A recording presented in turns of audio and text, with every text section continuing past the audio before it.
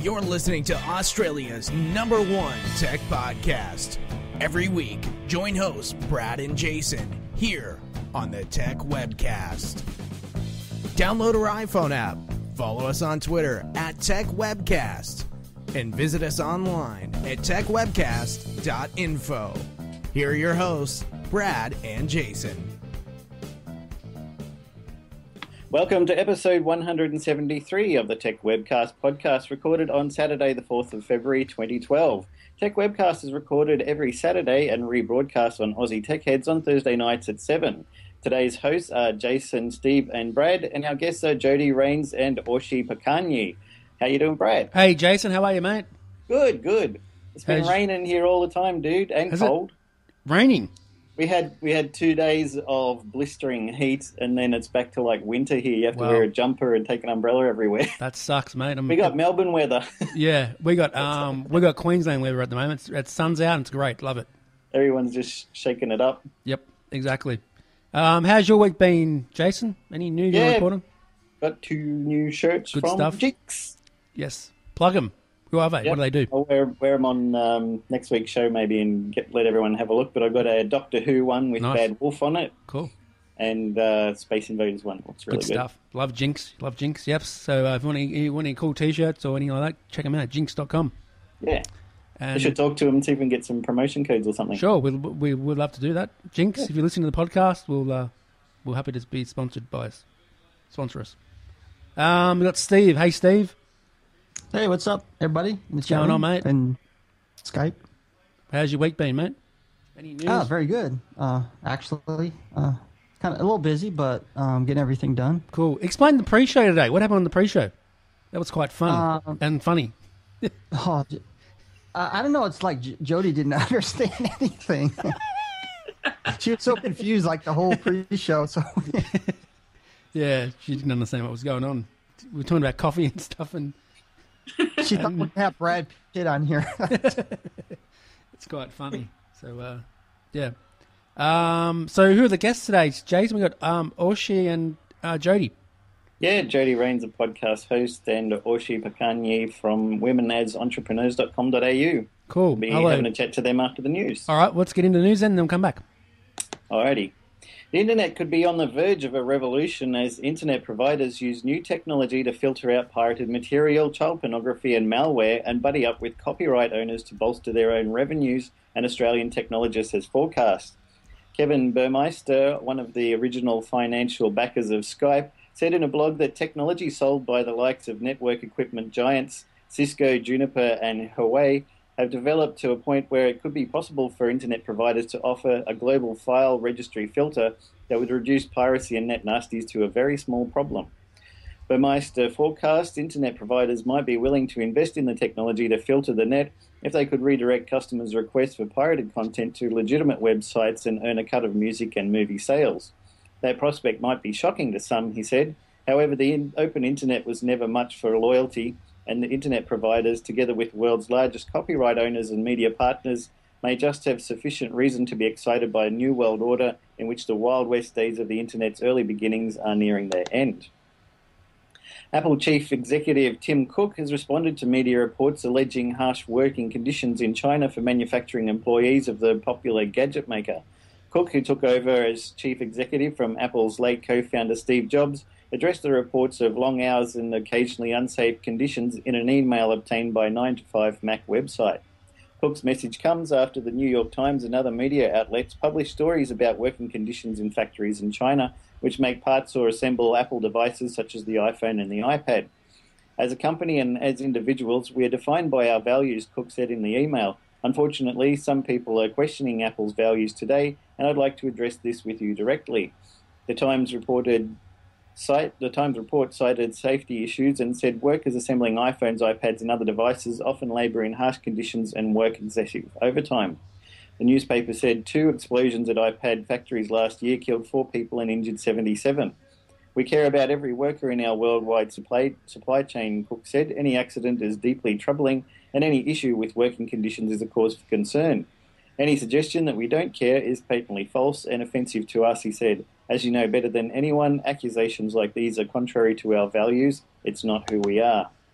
And RFID chips are super cool because those little buggers can beam things wirelessly. The guys at MythBusters totally thought so too and wanted to make an episode about how trackable and hackable RFID chips were. Sounds amazing. Everyone would have learned more about the technology that's invisibly invading our lives.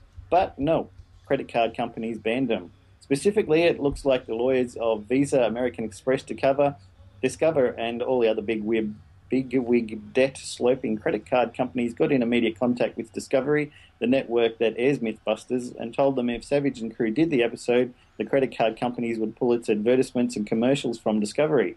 Discovery caved and the RFID episode was axed. Well, that's a shame. It'd be interesting to see if all the problems that people think are happening with the chips actually are real or not, but the credit card companies seem to think it's better just not to talk about it and hope it goes away, and then people won't need to find out if they're going to lose all their money or not. Yeah, exactly. Did you hear about the story about the raid with the Foxtel stuff, Jason?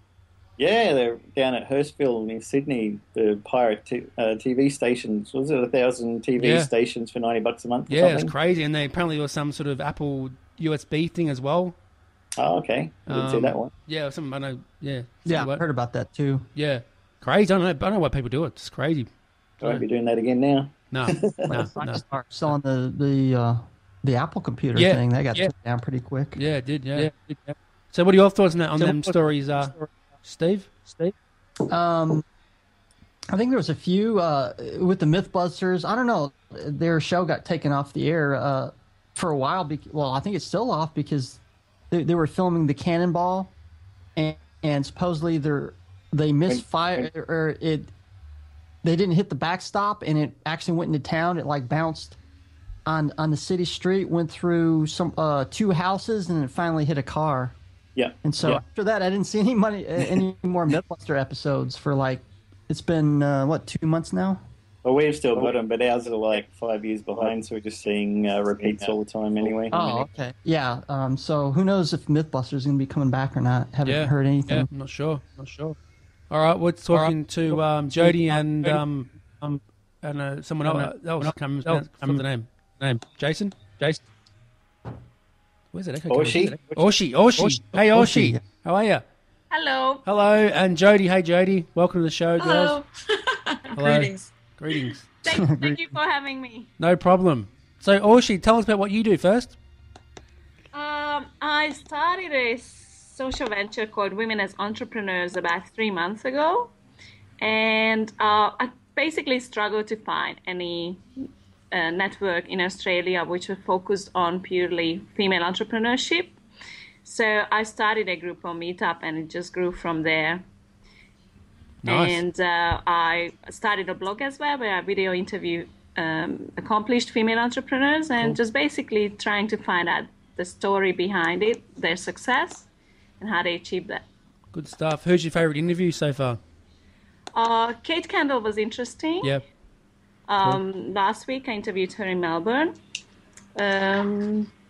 Also Nicole Kirsch from 4 Cabling and Nikki Durkin. Cool.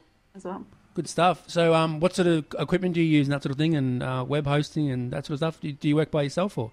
Well, I have a technical co-founder who is my husband. Okay, cool. He's the IT person. He's sitting next to me. Nice. I have a Zoom little tiny camera. Okay. It's the HD high definition camera I'm using. It's tiny, but it's great. You don't really need a lot of expensive equipment these days. I mean, I do this show just on a Canon Ixus, and it does fine. Yeah, it wasn't very expensive either. So I'm just using that and just a tripod. Nice. Good stuff. Now, what about Jason? You got some questions for me, mate? So you just started up on meetup.com? Yes, that's how it all started. How long ago was that? Exactly 3 months ago. Oh, okay. And you have a lot of people joining up? Yeah, I have about 400 people in so far. Oh, that's all right. And also a couple of other like social media. I'm using Facebook, Twitter. And how often do you meet up and have your discussion groups? We had the first meetup in Melbourne was last week because I started it a bit later. The Sydney one, I had two smaller ones just to start with, and I had two bigger events so far. And the next big one is International Women's Day on the 8th of March, which is not going to be exclusive to women. So anyone who's interested are welcome to attend. All right. There's going to be about monthly. Cool. And what about you, Sev? Any questions for? What are some of the things you discuss, for your meetings? Do you, have different topics each week, discuss certain issues, or? Yeah, I started as just asking women what they wanted to get out of the group. So I had a lot of feedback, and based on that, I'm experimenting with different types of events. So based on their suggestions, I put on an event called Women Inspiring Women, which was all about inspiration. And I had some guest speakers who talking in front of the crowd and just, very, very sharing very interesting things with us. And there was another type of event, Women Supporting Women, and that was more about business support to give each other. Yeah. So there's a lot of networking between the people, and they get to meet other people who are going through the same sort of thing, get ideas and help each other out. Some women want to come for support. So that a lot of them are working from home alone. So when they get stuck, they just don't have that. When you work for a company, you have your colleagues, but when you work from home, you have no one. So a lot of them just come for support so they can network with other women who have been there already. Do you have many people who are new to it and just looking for ideas? And yeah, there are aspiring entrepreneurs I really encourage to join because that's very important. There's only 17% of female presence in entrepreneurship in Australia.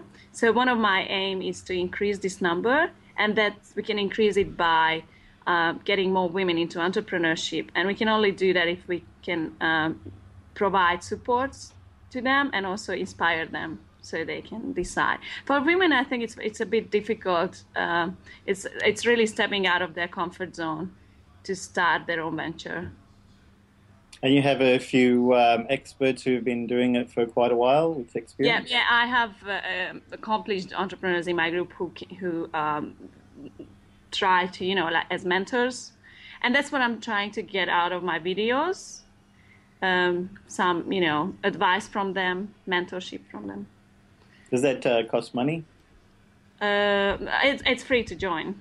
Okay. And then to get a mentor, they just discuss with the people? I haven't established that system yet. I only just started. So with the mentorship, I think that's actually, in Australia, it works very nicely for free. Like a lot of accomplished people are very helpful and willing to help for free to people. They already have a lot of the resources and stuff to keep them going. They just want to help out the new people. Exactly. Oh, that's very good. It works fine. And I'm because I'm not from Australia originally, I'm very, very impressed by this system in Australia, how helpful people are. Well, that's good. You need a launch point to go from. I know if I wanted to get into entrepreneurship, I'd have no idea where to start or who to talk to. So it's really good to have a point like this where people can meet up and get to learn. And for women in particular, because like biologically and historically, we just want to have a protective environment, and we just tend to create an environment around us which we can rely on. So working for someone gives us protection. So for women to actually quit their job and start risking their money, it's very, very much stepping out of their comfort zone. It's just not what we are biologically, I think. So we need support, a support system and a network around us. Do you record your meetups so that other people can log on online and see what it would be like if they turned up? Yes, the website is womenasentrepreneurs.com.au. It's quite easy to find. And the Women Inspiring Women Meetup, the highlights of that is recorded, and I put that on the internet so people can watch that. And anyone can watch that free? Yeah, anyone can watch it. Yeah. And you've hosted the videos yourself, or is it on YouTube and you just embed the video in your website? It's on YouTube, and I just link it. That's the best way to do it. Get it hosted free. It is indeed. What about an iPhone app, Oriel? Any that can come anytime soon, or for what you do? Well, if there's gonna be a need for that, sure, why not? Yeah, for sure. Now you also sing, don't you? You've actually been on TV before. Almost. Almost. You're in the top 100 or something. Were you on the? Why would you bring this up? Well, I was just curious. It was interesting. You sing pretty well. I wanted to be a famous singer when I was. Good on you. Maybe one day I still be. Yeah, you will. One day you will. You definitely. Yeah. Okay, Jody. Hey, Jody. Yes, I'm here. Hey, what do you do? To Welcome to the show. Yeah, welcome to the Tech Webcast. What do I do? Craziness show.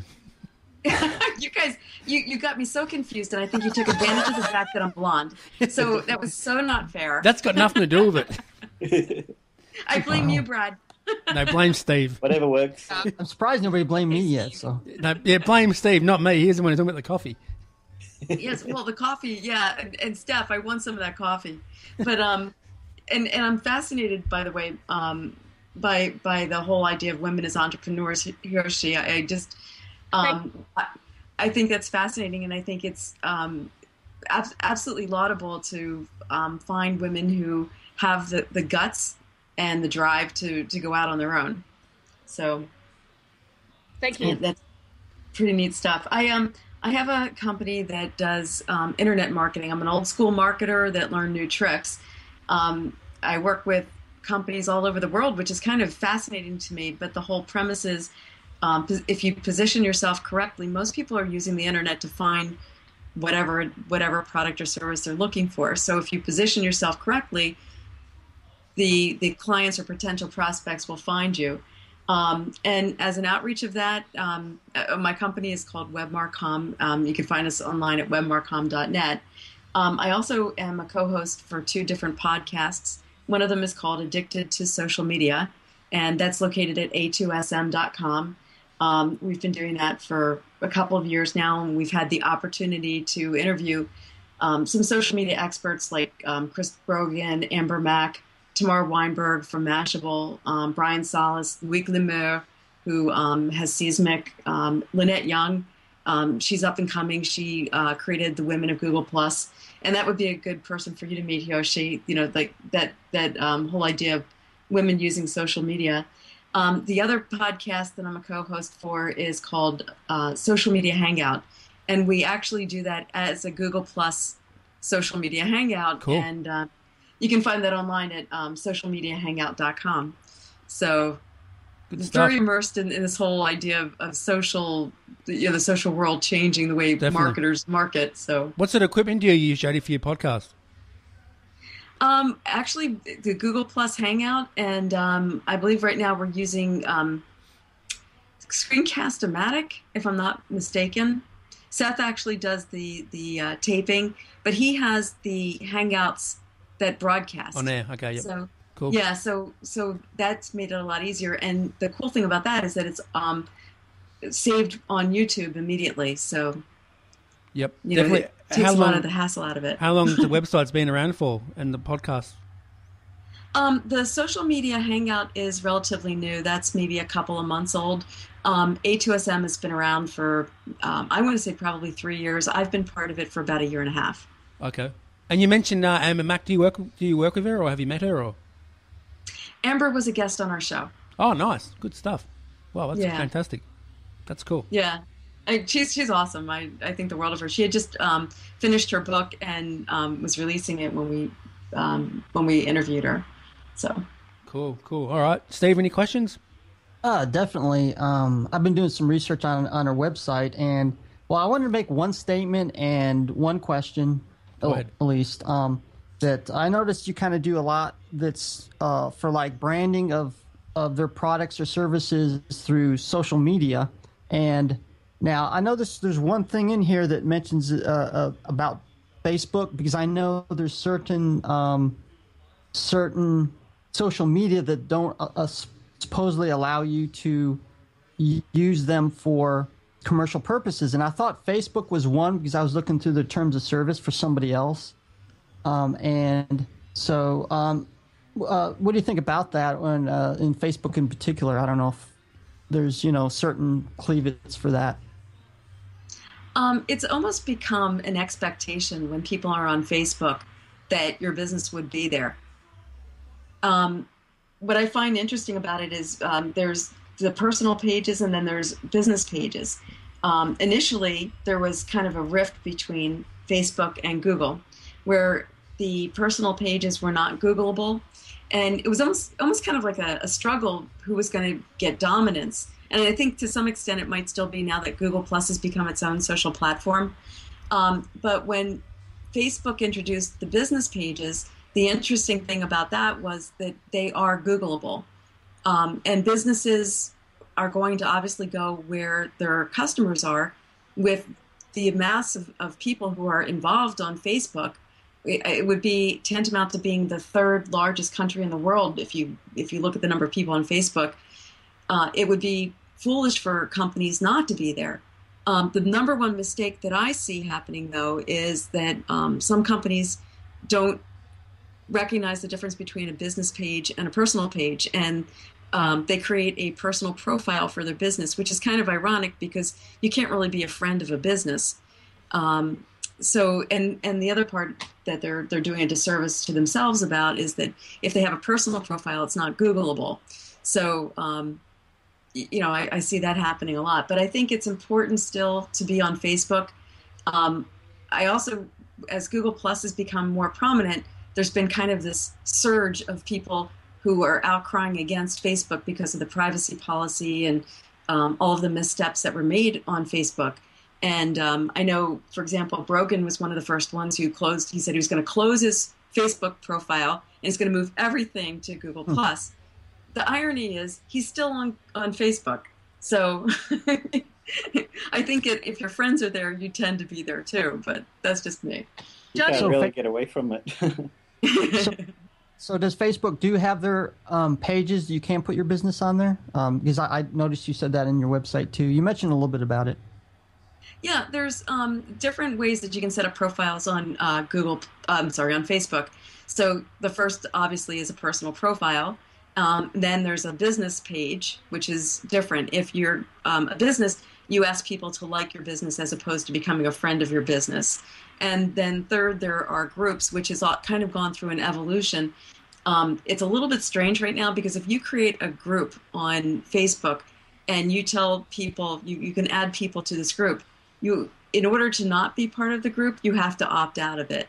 So it's kind of like a strange anomaly. And then, within all of that, Facebook now is trying to take on some of the aspects of Google Plus with trying to create, groups of friends, which are kind of like circles.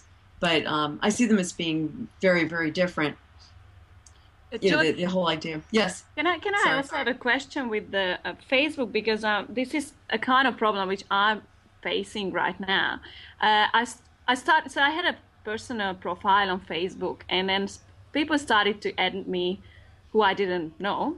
I met, through women's entrepreneurs. So at first I refused them, but then there was just more and more and more, and then started to decide I'm just gonna add them.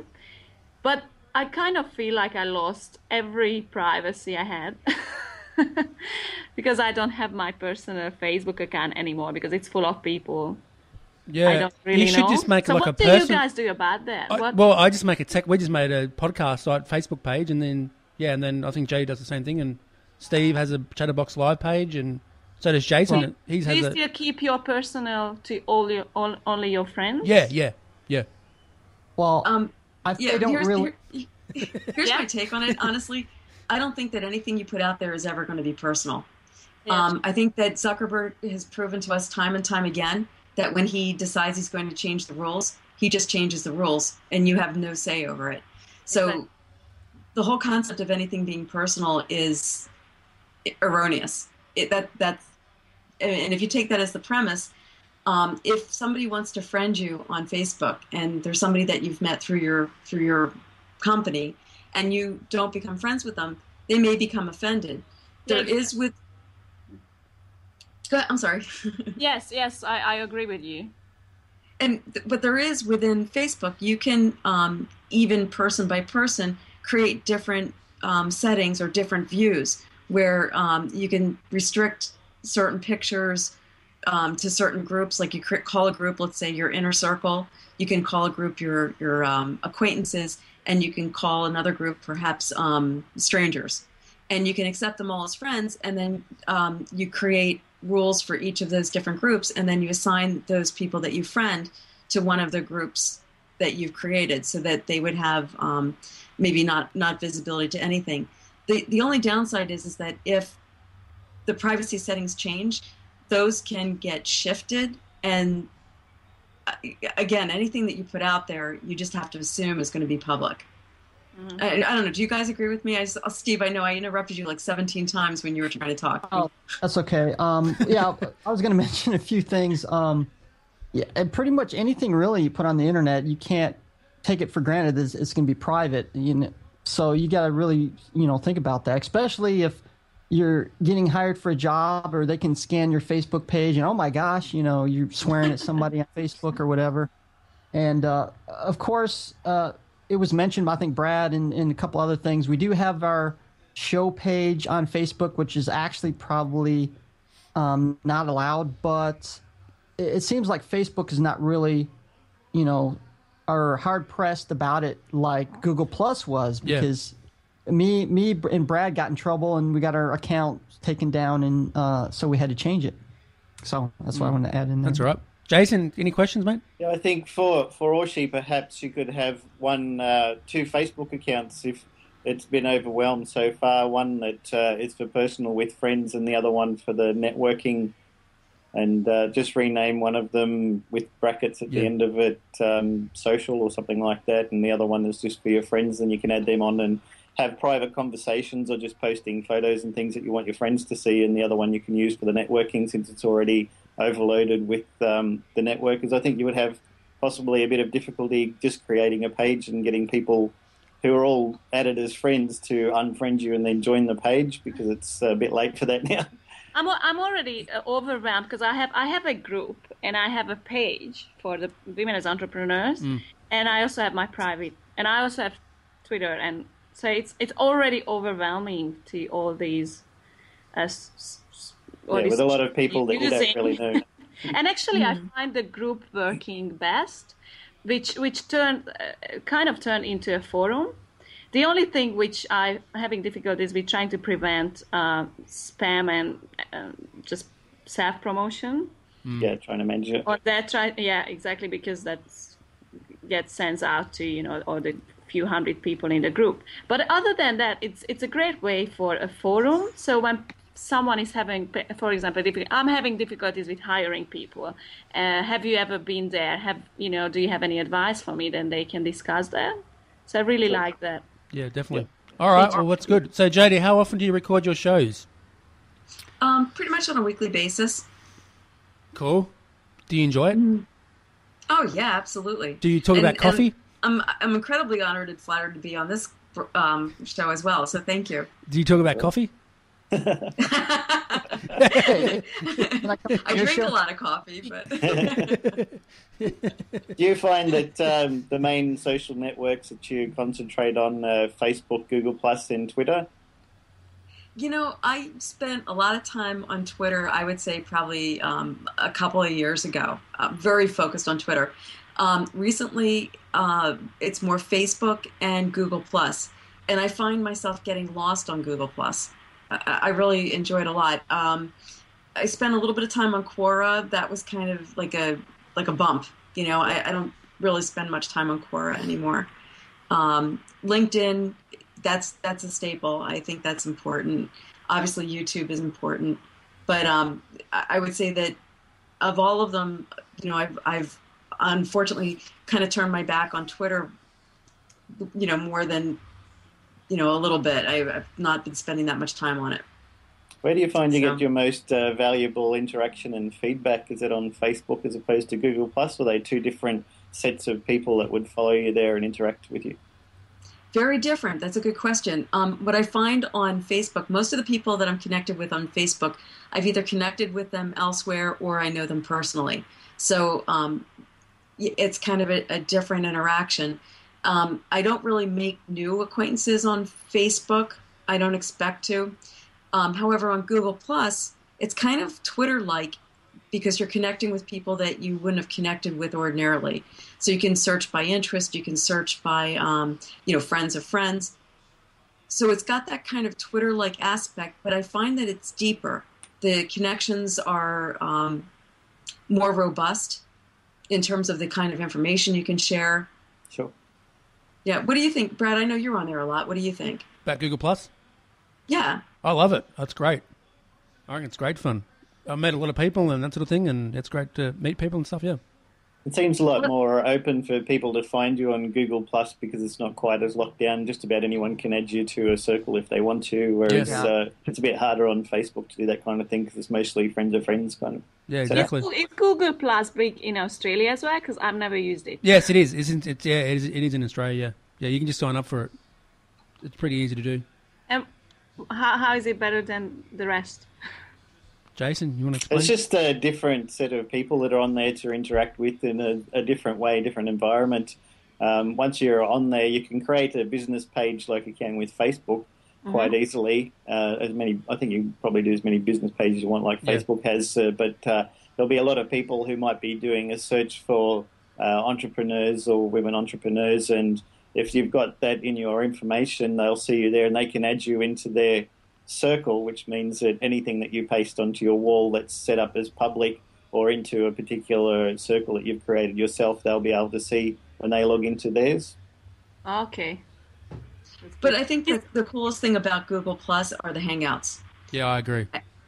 And if you haven't seen them, it's live video chat with up to 10 people in a room. And they just added another feature that some people, not everybody has, where it's broadcast. So you can have a conversation, audio and visual with 10 people, and then you can broadcast it to, I believe it's an unlimited number of people that they can tune in and watch. Yep. And there's some media, regular broadcast people who are doing what I think are kind of groundbreaking things with it. Like Sarah Hill from Columbia, Missouri, she's at KOMU TV. She does a live hangout and she brings people from all over the world into her TV broadcast, which I think is phenomenal. So it's really changing the way we communicate and changing the way that we share information, I think. I'll check it out. You can probably use it for your entrepreneurship meetups and then have a few people invited in there that can ask questions and such and then broadcast them live as well. Yep, good idea, Jason. That's the best way to go, I reckon. Yeah, that's great, mate. Best way to go. Is there any way of telling exactly how many people you have in your network now that you mentioned 5 or 6 different places you can collect people, so that you can't add them up because there are people who are in all of these sources. So is there any way that you can tell exactly how many people are in your network? Yeah, be on the side, on the left-hand side there of Google Plus. In Google Plus, it's easy. Yeah, on the side there, you'll see. Okay. Yeah. I do it at the top. It says Google Plus circles, and you hit that, and depending on how many circles, you can tell how much in each one that people added you. Yeah, is that way too? Yeah, but if you wanted to do, that's a good question. I don't think there's a way to do a cumulative total because if you figure out how many people are in Google Plus and there's overlap with Facebook and there's overlap with Twitter. Yeah, exactly. Yeah, I don't know that there would be a way to get an absolute number. I think you can get kind of an estimation. Exactly. Yeah.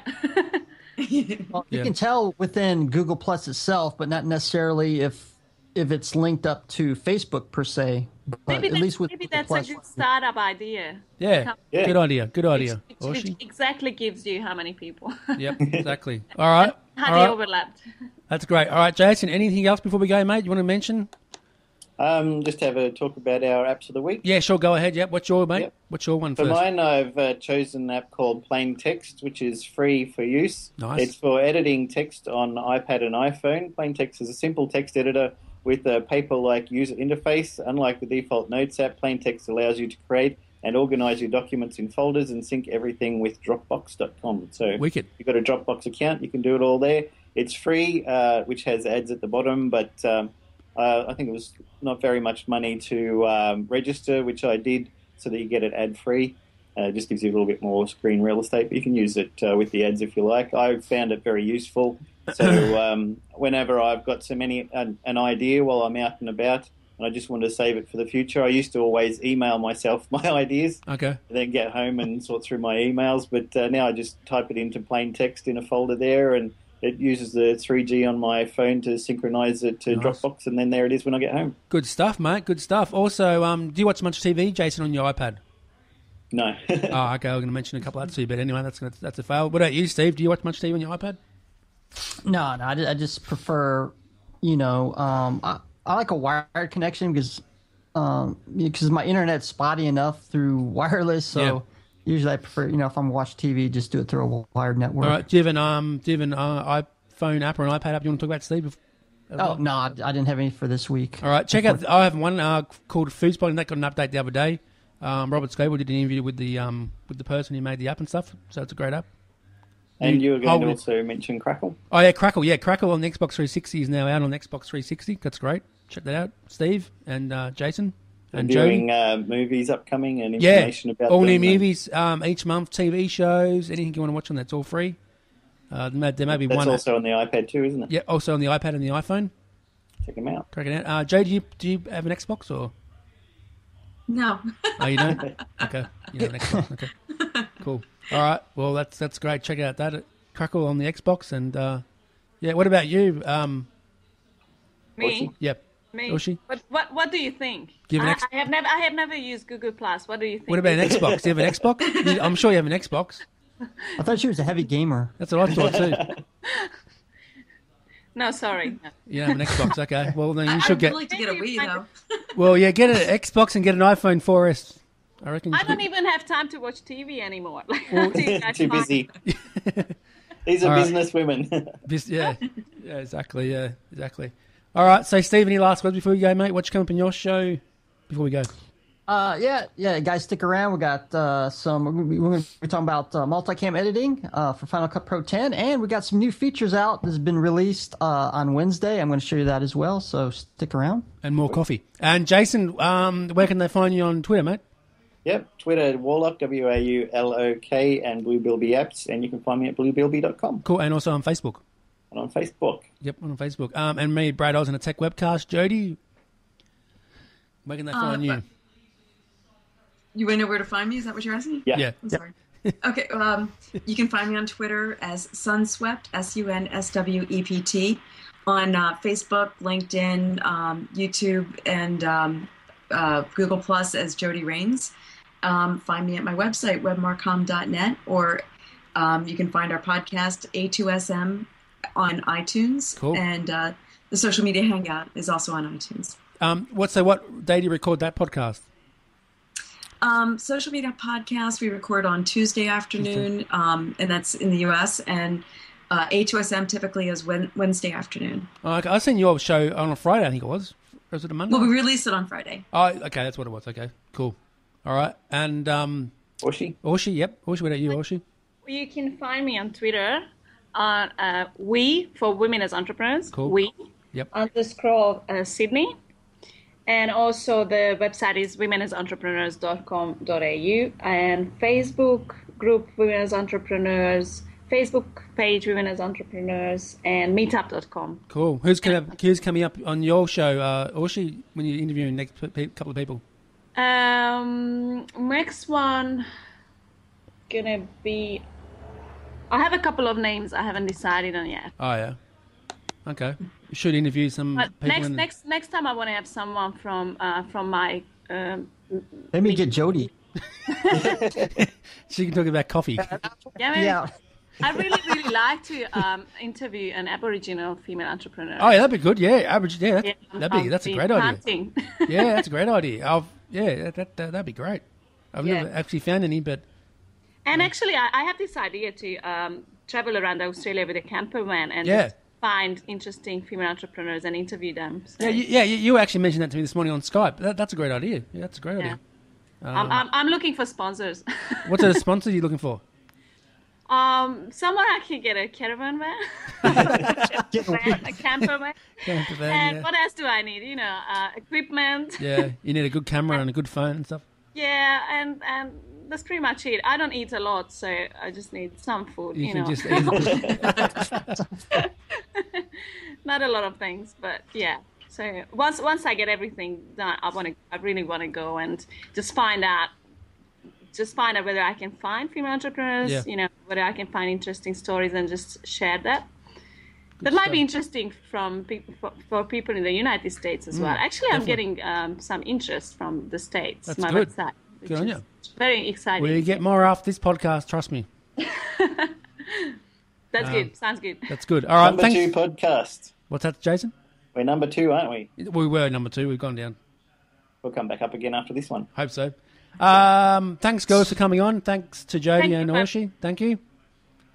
Thank you. Thank you, Jody. Sorry about the pre-show madness.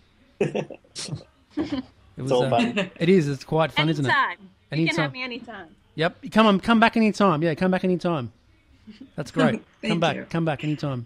Oh, chat room says thank you. Thank you. Join Will, Eric and myself as we bring you the latest, most up-to-date, important tech news that affects you from Australia and the world. Weekly podcast available each Friday through iTunes. Watch the live stream recording of the show at live.thesecrethub.com each Thursday night, 7:30pm or GMT +10. Call in live via Skype or chat in our lounge. However you get us, just make sure you do. Listen or visit our website for more information, www.aussietechhead.com.au. Aussie Tech Heads, Australia's longest-running tech news podcast. Thanks for listening.